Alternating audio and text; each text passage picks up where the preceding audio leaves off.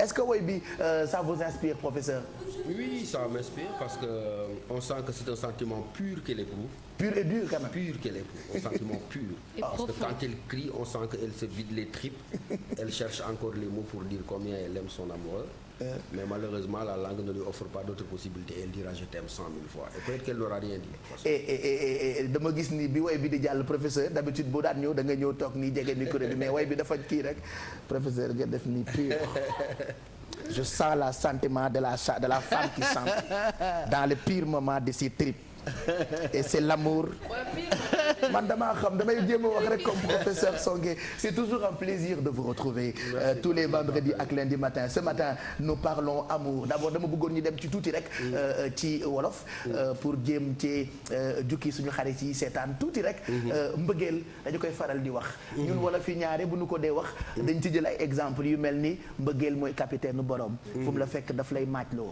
Am ñu ne mbëggeel buñ la ci jaawalewul ab dof boobu mbëggeel des na waaye ndax mbëggeel bi ñu foog ni mooy mbëggeel rek la ñu war a jàpp ni mooy mbëggeel professeur xaw ma ndax comprendre nga li may wax noonu ci mbëggeel ndax mbëggeel bi ñu foog ni mooy mbëggeel rek finalement je deviens philosophe finalement c'est toi le philosophe dégg nga dara ci li nga wax maanaam ban définition ngay jox mbëggeel professeur waaw amour en tant que tel xam nga Pape dafay yaatu bëri ay formes parce que am na amour en Dieu am na amour du prochain am na amour bi nga xam ne souvent moom la nit ñi di comprendre mooy bi unir ñaari êtres yu bokkul sexe maanaam góor ak jigéen ce sentiment là c'est un sentiment rare moo tax souvent bi ma waayi naan mais qu'est-ce que l'amour ma ne ko je crois qu'il serait bête de chercher une explication à ce sentiment magique et sublime que Dieu peut mettre dans le cœur d'un homme. Est-ce qu'il y a une définition? C'est pourquoi il n'y a pas une définition de l'amour. D'accord.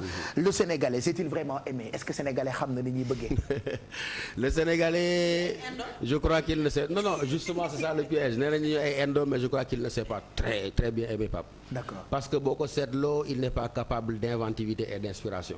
Très souvent nous faisons beaucoup de tort aux femmes maa ngi déglu sànq bi may ñëw ci rajo bi bi may ñëw je crois que Assane Gueye au niveau de RFM il parlait du taux important de divorce bon ma déglu benn waaye intervenir xaw a culpabiliser un peu la gente féminine ma ne ko je crois que c'est la meilleure manière de passer à côté parce que très souvent nous autres hommes Pape dañoo xaw a macho nous ne savons pas nous humilier nous accompagnons l'amour de choses dont véritablement l'amour n'a pas besoin ça veut dire que simplement un amour am na benn bindkat bu jigéen bu ñu wooyee Simone Veil mu ne un amour ne peut durer une vie que lorsqu'il est sous-tendu par une inspiration permanemment renouvelée. Ça veut dire quoi? Que dans l'amour c'est une recherche d'originalité. C'est un don entier de soi. Man maa ngi soxla bijou sukkal ma maa ngi soxla mu defal ma ni ça veut dire que elle n'a que des devoirs en réalité mais pour moi elle n'a presque pas de droit. Ce que nous faisons c'est une répétition autour du même. Nga baal ma ba ci waxtaanu lal ba Pape fa ngay def loxo ba avant muy ñëw xam na ko fa ngay teg làmmiñ avant muy ñëw xam na ko. Ça veut dire quoi? On s'installe dans une routine monotone boo xam ne c'est la meilleure manière de tuer l'amour. On fait très souvent de tort à nos femmes. On n'apprend pas à les aimer. On croit les aimer mais on les transforme en hommes. Prochaine fois bu ñu dee wax sujet bi je préfère être entouré de professionnels parce que ñii duñu ay professionnels quoi franchement ah.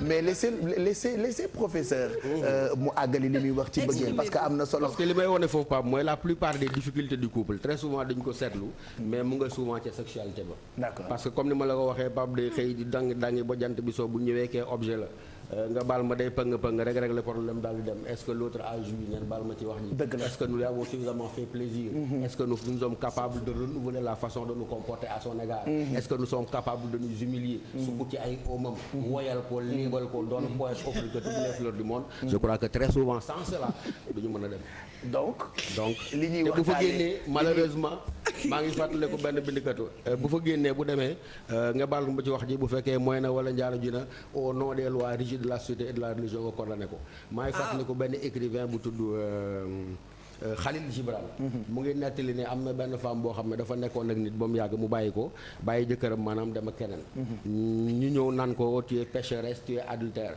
mu ne en réalité ba may fanaan ak waa ji di lekk ceebam di takk ay oram te bëgguma ko boobu laa doon adultère mais en réalité aujourd'hui yéen a ngi je suis pécheur je suis adultère mais au nom des lois célestes de l'amour je suis en paix avec mon cœur et avec ma conscience parce que dans l'amour aujourd'hui on ne s'écoute pas te l'amour Pape na ma ko waxoon xale bu jigéen ba ca Ndar rek maa ngi koy nuyu sama doom jooju Ndeye Ami Seck mu ne woon dama am bag léegi mais Pape Songué dañ may waaj a maye quelle est la leçon bi nga may jox ma ne ko la leçon en amour elle est la suivante man dama naan écoute les murmures de ton cœur. Parce que c'est là où se trouve ton cœur que se trouve ton trésor. Et forcément là où se trouve ton trésor se trouvera ton bonheur. tàqaliko yu bëri kon mën nañu jàpp ni fii ci Sénégal ñàkk a xam mbëggeel moo tax ak li ci demee ci li ñu ko xalaat maanaam mbëggeel dañ ko jël investir ko ay loi te mbëggeel kenn du ko régenter mbëggeel kenn du ko administrer kenn du ko conditionner maanaam c'est un don de soi c'est un abandon total à l'autre te encore une fois moo tax souvent di nga gis koo xam ne dafay yaakaar ne moom bëgg na te fekk en réalité il passe son temps à s'admirer à lui-même parce que man ak Bijou duñu benn on n'a pas les mêmes goûts on n'a pas les mêmes ambitions on n'a pas souvent les mêmes intérêts mais qu'est-ce que je fais en croyant à l'aimer c'est la force c'est la violenter pour que mu intégrer sama trajectoire existentielle du ma respecter ce qu'elle a d'authentique et d'original et c'est la meilleure manière de briser un couple papa. kon fii ci Sénégal xamuñu gars yi xamuñu luy mbëggeel dañ koy woy rek waaye xamuñu luy mbëggeel lan mooy règle yi naka la ñu war a doxee justement Pape dafa bari ay règles li may wax mooy nañu teggi règles yi libérer cœur yi libérer inspiration libérer imagination ñu jukki xol yi ñu libérer xol yi parce que am na encore benn borom xam-xam dafa naan du yow yaay dem vers l'amour mu ne nul ne peut se forcer à aimer nul ne peut forcer à être aimé reste là où tu es lorsque l'amour te trouvera digne de lui il t'emportera sur son chemin. Rien à dire. C'est ça l'amour. Professeur buñ dee wax mbëggeel dañ ciy boole ay mbir yu bëri yu ci mel ni fiiraange mais est-ce que mbëggeel am na réellement est-ce que l'amour existe est-ce que l'amour existe bu fekkee waaw mën na am bu baax sax comme elle dit parce qu'on ne va pas décevoir peut-être les jeunes mariés mais am na ñoo xam ne ku mel ni Jean-Paul Sartre dégg nga ko même bu fekkee xamoo ko lool day wax ne souvent il y a un échec de l'amour malheureusement pourquoi il y a un échec de l'amour parce que nee na comme ni ko suñu woykat bi di waxee rek doonatuñu ñaar benn lañ doon maanaam dans l'intention fondatrice de l'amour benn volonté de fusion la volonté ngeen nekk benn la mais mu ne malheureusement volonté ngeen nekk benn boobu dafay am obstacle yi mooy man ak yow ku ci nekk liberté en mouvement la ça veut dire quoi mënuma fexe ba sa conscience mu doon sama conscience mënuma fexe ba sama conscience mu doon sa conscience c'est pourquoi il dit en général quand vous dites à quelqu'un je vous aime mu ne le véritable discours n'est pas je vous aime mais je voudrais être sûr que vous m'aimez pour que moi je puisse vous aimer en retour bu fekkee donc le vrai discours ce n'est pas je vous aime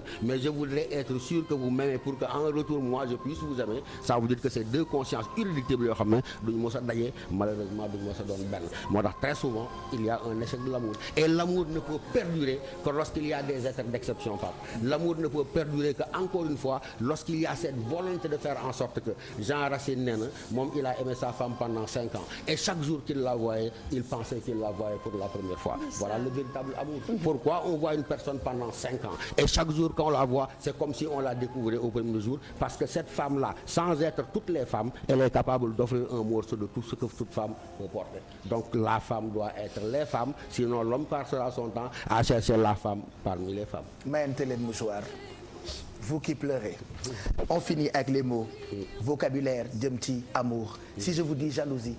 Si vous me dites jalousie, je dis piment et ferment de l'amour. Mais il y a deux jalousies, Pape.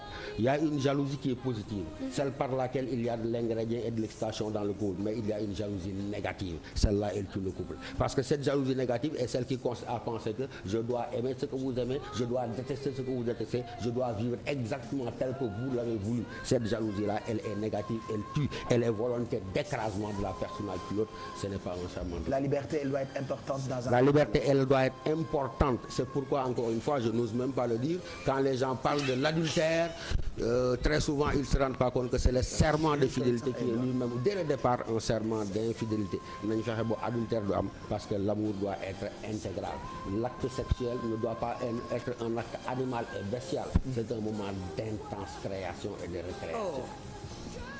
Si je vous dis fidélité, professeur. Si vous me dites fidélité, je dis rares, Pape, sont les hommes qui en sont capables. Mais nous n'avons pas... Oui, rares sont les hommes qui en sont capables. Nous n'avons pas le monopole de l'infidélité.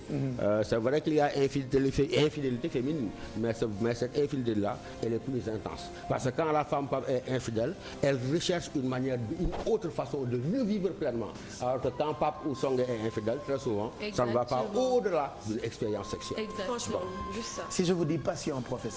Si vous me dites passion, je dis ce sans quoi il n'y a pas d'amour véritable.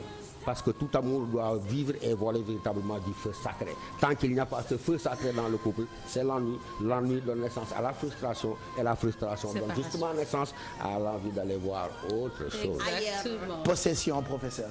La possession, comme j'ai dit tout à l'heure, si elle est trop rigide, elle tue ce que l'autre a d'original. On doit aimer, on doit chercher à posséder, mais on ne doit pas oublier que la passion, elle fleurit, mais la possession, elle flétrit. Merci professeur. C'est moi qui vous remercie. woykat bi wax na ko fleur nga def ci sama xol bi saa yi ma xëyee di ko roose pour bëgg nga naat quoi c'est ça l'amour. Merci. am na lu ma bëggoon laaj professeur loo xam ne peut-être da nga ko fàtte ci sa mots yi muy confiance et amour.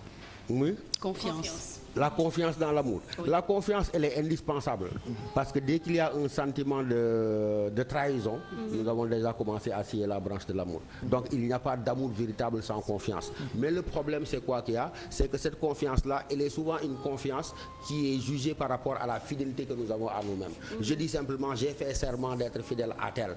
Mais à partir du moment où je me rends compte que ce serment de fidélité m'emprisonne, très souvent, qu'est-ce qui se passe? J'ai tendance à le briser et c'est à ce moment-là que c'est trop le doute. Mais nous avons besoin de doute dans le couple. Quand il y a trop de certitude, il n'y a plus souvent d'harmonie. Le couple ne vit que par les doutes et les incertitudes. Il faut que Pape Cheikh ait son bâton et son fouet et soit capable de te faire douter pour que tu continues à philosophe bi nee na quand il va voir, c'est un macho vous me direz, mais il disait quand il va voir ta femme, emporte beaucoup de bonbons mais n'oubliez jamais d'emporter le fouet. Il dit la femme n'est qu'une guerrière et elle n'aimera jamais rien d'autre qu'un guerrier. Maanaam boo ko kalee ci ay poème ak ci ay fleur rek ba moytul nag bu yàggee ñu jaamu lool. Quand même. Professeur sama verre yi dafa seer trop dama la koy may 500 € laa ko jëndee c'est pour vous merci en tout cas comme chaque lundi nga ñuy jàppale ci pàcc boobu la ñu tuddee savoir tey nag nga ñëw ci amour en tout cas mën nañ cee waxtaanee des jours durant je créerai une émission boo xamante ni mbëggeel show lay tudd sax wala amour lay tudd ñu ngi lay gërëm bu baax. ma laajoon nag xam naa ne kalewuñ ko. lan ci Khadija joxul la ko waxul ko. waxuma ko de ban way la man mën nañ ko way boobu moom ak ñëpp ban la man war naa ko laay ñaax Mada Thiam. yii ñi xamuñu ko laay ñaax xale yi xamuñu ko laay ñaax maag Tanor Mbuub rek ñoo ko war a xam bilaay laay ñaax parce que ñoom ndaanaan yu mag yi dañ daan woy seeni borom kër dañ daan woy mbëggeel xam nga yooyu yëpp daf ñuy fàttali yu bëri ñu ngi lay gërëm bu baax professeur ci savoir defe naa lii la